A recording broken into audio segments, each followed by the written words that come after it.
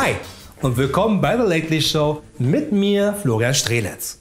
Immer noch aus meinem Wohnzimmer, das auch weiterhin in einem IKEA-Möbelhaus steht. Also bitte nicht wundern, wenn sich in der Show auf einmal wildfremde Menschen hier an meinen Tisch setzen werden, um zu schauen, ob denn dieser Tisch auch in ihr Studio passt. Oder ihr Esszimmer. Manche haben nicht so eine Dahlemer Villa wie ich. Oder mein Studioleiter Jens Spahn. Aber kommen wir jetzt zu unserem Thema heute Abend und schauen einmal über den Tellerrand nach Schweden.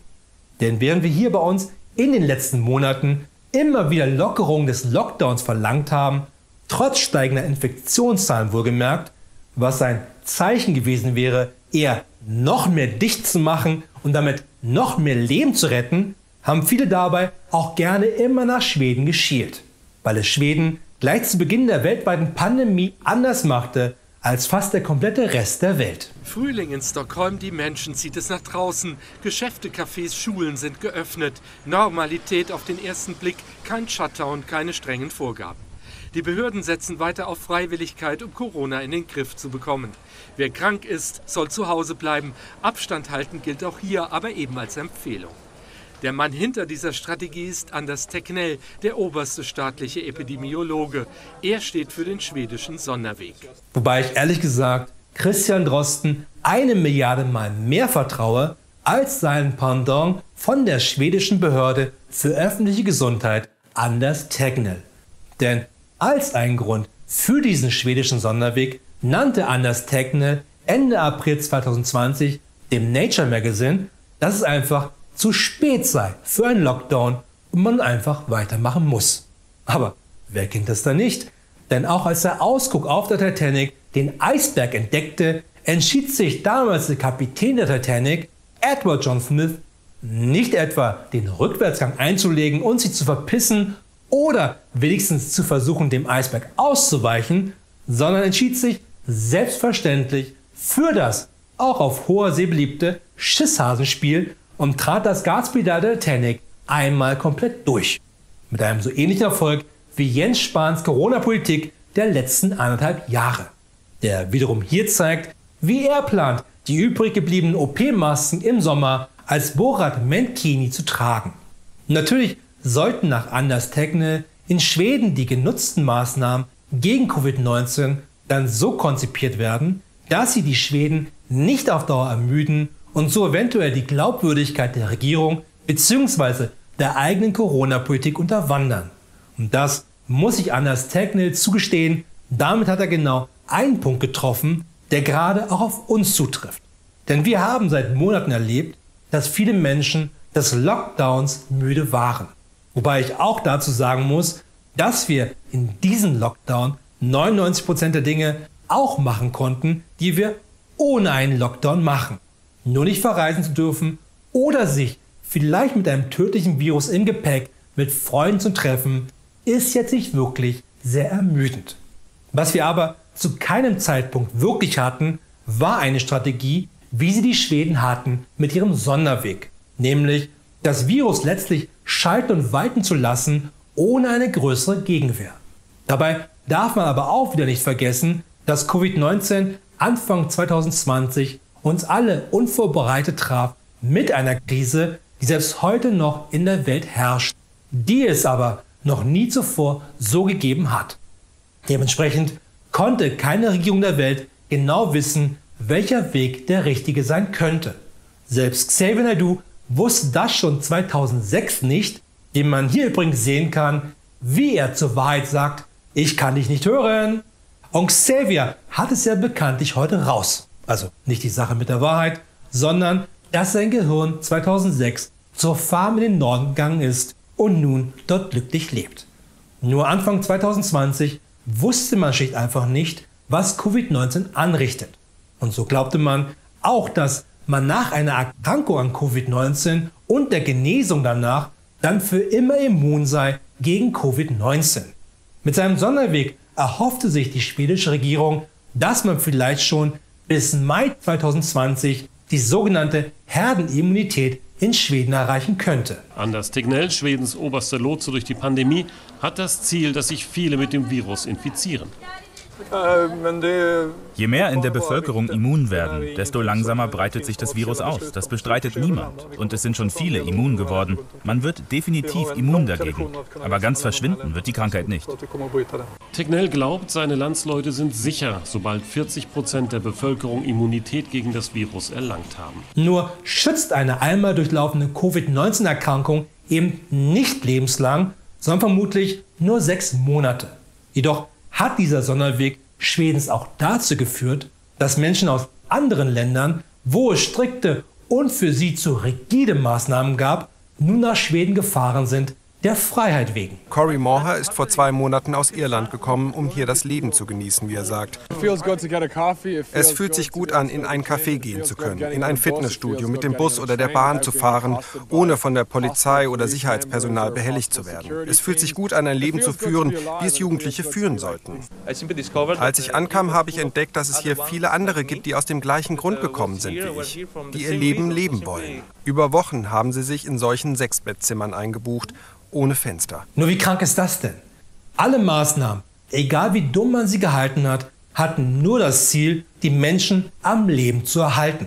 Es tut mir im Herzen natürlich leid, dass man damit die Freiheit mancher Party-People eingeschränkt hat. Wie kann man es auch nur wagen, eine Gesellschaft zu schützen? Ja, vielleicht sogar die Alten und Kranken, die nichts verstehen vom Party machen, nur damit ein paar Jugendliche nicht mehr ihre Freiheit genießen können und ein tödliches Virus in der Welt verbreiten. Nur mit der Strategie kein Lockdown, keine landesweiten Ausgangssperren und Kontaktverbote zu machen, sondern nur Empfehlungen auszusprechen, überstand Schweden trotzdem die erste Welle. Allerdings zu einem hohen Preis. Denn in der ersten Welle starben rund 4.800 Schweden. Zwar waren es im selben Zeitraum hier bei uns fast 9.000 Menschen, aber bei uns leben auch knapp 8-mal mehr Menschen als in Schweden. Party People inkludiert. Und trotzdem sah es dann im Sommer in Schweden immer noch so aus. Die Schweden verbringen diesen Sommer an den heimischen Stränden. Weite Reisen sind genauso selten wie Mund-Nase-Bedeckungen. An Corona-Schutz denkt hier kaum einer. Wir versuchen es, aber es ist so leicht zu vergessen. Ich glaube nicht, dass Schweden das besonders ernst nimmt. Man verdrängt das. Wobei man auch ganz ehrlich sein muss, sah das bei uns auch nicht anders aus, oder? Auch wir haben irgendwie im Sommer 2020 einfach mal die Gefahr einer 2. oder 3. Welle ausgeblendet und lieber wieder unser Leben genossen. Was Spoiler, ein Kardinalsfehler war. Dabei hatten Schweden und wir das Glück, dass Covid-19 2020 bei uns viel später ankam als zum Beispiel in Italien und Spanien. Und unser Glück war es eben auch, dass diese Länder lange vor uns einen Lockdown machten und die Grenzen schlossen, sodass Covid-19 es schwerer hatte, auch zu uns zu kommen oder geschweige denn nach Schweden.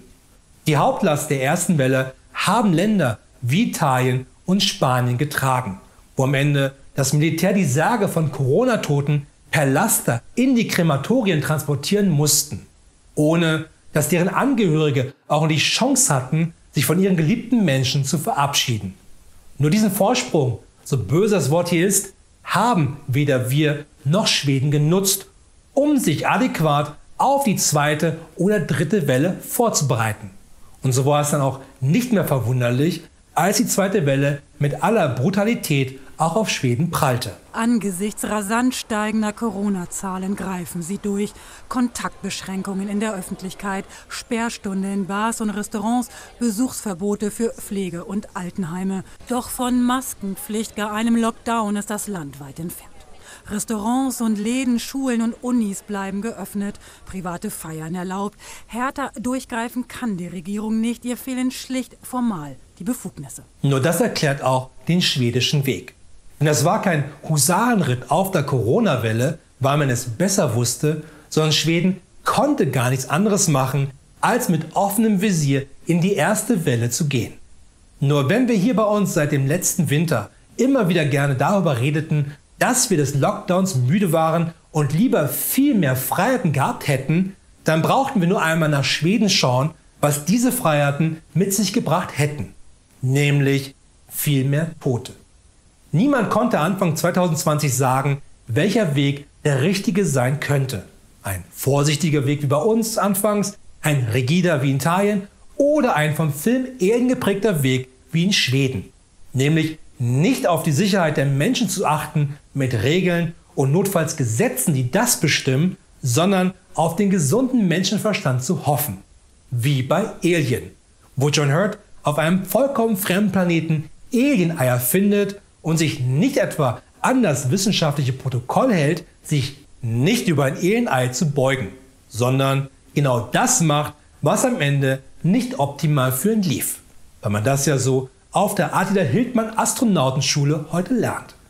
Wenn man ein Virus nicht kennt, nicht weiß, wie dieses funktioniert oder was dieses anrichtet, dann ist es trotzdem immer der falsche Weg, das Virus seine Arbeit tun zu lassen und nur darauf zu hoffen, dass die Menschen intelligent genug sind, sich nicht in Gefahr zu begeben. Oder zu glauben, dass ein Virus einfach grassieren zu lassen die beste Lösung ist, weil man dann immun dagegen wird. Nur genau das stellte sich als der vollkommen falscheste Weg am Ende raus.